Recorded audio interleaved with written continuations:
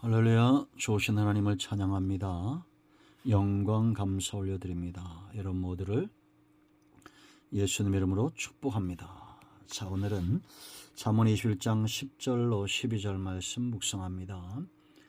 영광과 감사와 찬송을 우리 하나님께 올려드립니다. 온 마음으로 하나님을 사랑합니다. 주의 보혈을 의지하오니 우리의 모든 죄와 허물을 사하셔서 주의 이름을 의지하여 간구합니다. 무엇보다 우리의 마음이 열리고 눈이 열리고 귀가 열려져서 하나님의 선하신 뜻을 옳게 분별하며 이 말씀을 읽고 들을 때 우리의 심령이 회복되고 병든 육체는 강건해지며 문제는 해결되기를 또한 원합니다. 종을 낮추시고 겸손하게 하시고 오직 말씀의 도구만 되게 하옵소서. 예수님의 이름으로 사모하며 기도합니다. 아멘. 자, 10절 봅니다. 악인의 마음은 남의 재앙을 원하나니 그 이웃도 그 앞에서 은혜를 입지 못하느니라. 거만한 자가 벌을 받으면 어리석은 자도 지혜를 얻겠고 지혜로운 자가 교훈을 받으면 지식이 더하리라. 의로우신 자는 악인의 집을 감찰하시고 악인을 환난에서 던지시느니라. 아멘. 자, 여러분, 한 가지 질문이 필요합니다. 도대체 은혜가 뭘까요? 여러분들이 생각할 때 은혜, 우리가 하나님께 은혜를 받았다라고 말합니다. 그럼 그 은혜는 뭡니까? 나를 살게 하고 나를 영육간에 강건하게 하는 양식과 같은 거죠. 그렇다면 사람마다 다를 겁니다. 지나온 모든 세월들 하나님의 은혜가 안 미친 것 없습니다. 우린 그렇게 고백을 합니다. 여러분, 우리가 화초를 키울 때 물을 너무 많이 주면 죽습니다. 하나님께서 영혼들을 건강하게 하고 살리기 위한 목적이 있죠. 그러므로 은혜를 적절하게 사람의 필요에 따라 주신다. 때로 매를 대기도 하고 문제를 주시기도 하고 하나님이 행하시는 모든 것들은 저와 여러분을 바른 길로 영적으로나 범사에 강건할 수 있도록 세우심의 작업을 하신다라는 겁니다. 그러므로 원망과 불평이 있는 삶은 결국 하나님부터 무엇을 자처하는 것이 됩니까? 매를 자처하게 될 겁니다. 하나님의 은혜가 늘상 푸른 초장과 쉴만한 물가일 수는 없습니다. 때로 우리를 사망의 음침한 골짜기로 지나갈 때 우리를 지팡이와 막대기로 안위하시기도 하지요.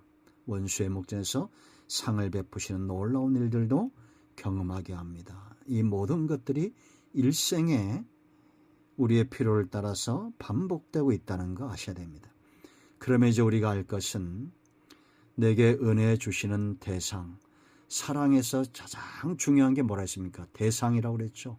관계를 통해서 옵니다. 이방인들도 악한 자들도 자기 자식에게 좋은 걸 줄 알죠. 하나님은 자기 백성들에게 은혜를 주시는데 내가 사랑할 분, 내게 은혜를 주시는 분은 오직 하나님밖에 없다. 이렇게 하셔야 됩니다. 그래서 오늘 10절 보세요. 악인의 마음은 남의 재앙을 원한다. 여러분, 이런 분들이 실제로 있을 수 있습니다.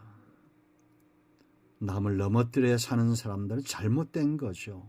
그 이웃도 그 앞에서 은혜를 입지 못한다. 여러분, 말 못하는 우상 죽은 자입니다. 악한 자들, 강포한 자들 보세요. 여러분, 신천지 이만이나 전가훈이나 이런 강포한 자들, 사람을 해치는 자들이죠. 절대 은혜가 올 수 없습니다.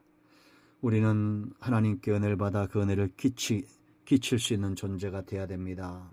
그것이 바로 하나님께 은혜를 입은 자들의 삶입니다. 악인은 재앙을 원하나 의인은 은혜를 베풀고 하나님은 저와 여러분을 은혜 속에 강건하게 세웁니다. 그럼 내가 하나님께 세움을 받은 영육에 강건한 사람이라면 악인의 길이 아닌 의인의 길로 은혜를 베푸는 자로 서야 됩니다. 오늘 우리의 삶을 잘 진단해 볼 필요가 있습니다. 자, 두 번째, 은혜 받는 자들은 누구냐? 지혜로운 자입니다. 지혜로운 자는 잘 분별하게 되어 있습니다. 하나님으로부터 이것이 오는 것인지, 하나님의 진노와 하나님의 은혜와 하나님이 행하시는 모든 것들을 잘 분별할 줄 아는 것, 그거를 하지 못하는 것이 바로 미련한 자입니다. 그래서 여러분 11절 보세요. 거만한 자가 벌을 받으면 어리석은 자도 지혜를 얻겠고, 어리석음보다 더 나쁜 것은 거만한 겁니다. 교만한 겁니다. 하나님이 이들을 치신다는 겁니다. 그럴 때 어리석은 자도 지혜를 얻는다. 일종의 충격요법이 되는 거죠. 우리는 이렇게 거만한 자의 패망이나 어떤 환경이나 어떤 문제 앞에 부딪혔을 때 지혜를 얻는 것은 하수입니다. 말씀하실 때, 깨닫게 하실 때 영적으로 감동을 받고 미리 준비하는 지혜로운 자들, 반석의 집을 짓는 자들, 하나님이 말씀하시면 듣고 행하는 그런 자들이 되어야 됩니다. 그 다음 보세요, 여러분. 지혜로운 자가 교훈을 받으면 그랬습니다. 지식을 더하리라. 지혜로운 자는 교훈할 때, 말씀할 때 미리 그걸 하나님의 은혜로 받는 자들입니다. 지식을 더한다는 것은 이제는 무기를 하나 더 장착한 거와 같은 거예요. 여러분, 요즘 나오는 자동차들이 기능이 얼마나 많습니까? 요즘 나오는 핸드폰이 얼마나 기능이 많아요. 그런데 앞으로 가고 뒤로 가는 거, 주차하는 거, 그리고 핸드폰도 통화하는 거, 문자 보내는 거 두세 가지만 안다면 얼마나 지식이 없는 사람입니까? 아는 것이 없는 사람이죠. 성경은 풍성한 지식들로 넘쳐납니다. 어리석은 자를 지혜롭게 합니다. 미련한 자를 명철하게 합니다. 그러므로 여러분, 말씀을 들었으면 행하십시오. 그런 사람들이 지식을 얻는 자와 같다라는 겁니다. 자, 세 번째, 은혜로운 자는 하나님이 어떤 분인가, 무슨 일을 하는 걸 알아요. 12절 보세요. 의로우신 자는 하나님을 말합니다. 하나님은 악이 없어요. 공의로우신 분입니다. 거짓말할 수 없어요. 그렇기 때문에 악인의 집을 감찰하시고 악인을 환난에 던지시느니라. 내가 심는 대로 거두게 한다는 겁니다. 원망과 불평이 있으면 하나님으로부터 뭐가 오겠습니까? 연단만 길어질 뿐입니다. 더 나아가 악인들은 환난에 던짐을 당합니다. 왜냐? 하나님이 다 보고 계시는 거예요. 공의로우신 분, 하나님의 통치의 방법이라 그랬죠. 그래서 여러분, 히틀러나 이런 사람들 보세요. 악인의 흥함이 잠깐이잖아요. 김일성이 보세요. 잠깐이잖아요. 영원의 시간에 비하면 인간의 시간은 찰나와도 같습니다. 없는 것과 같아요.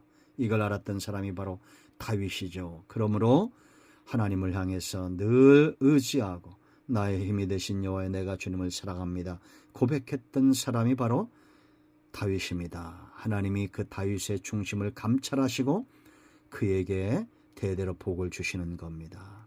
오늘도 하나님이 우리를 불꽃 같은 눈동자로 지켜보고 계신다는 것을 아는 사람, 이런 사람은 하나님만 대상 삼아 은혜를 구하고 하나님을 향해서 원망하거나 환경을 원망하거나 사람을 원망치 않습니다.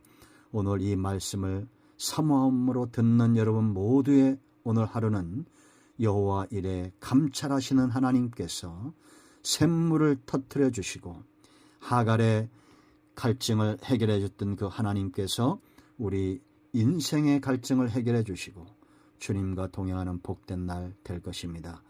푸른 초장, 실만한 물가, 사망의 골짜기, 원수의 목전에서도 상을 베푸시는 이 선하고 인자하심의 손길이 우리 일생에 지속됨을 믿으시고 오직 은혜, 내가 사랑할 대상은 하나님밖에 없다는 지혜를 얻는 자들이 다 되기를 예수님의 이름으로 축원드립니다. 아멘. 기도합니다.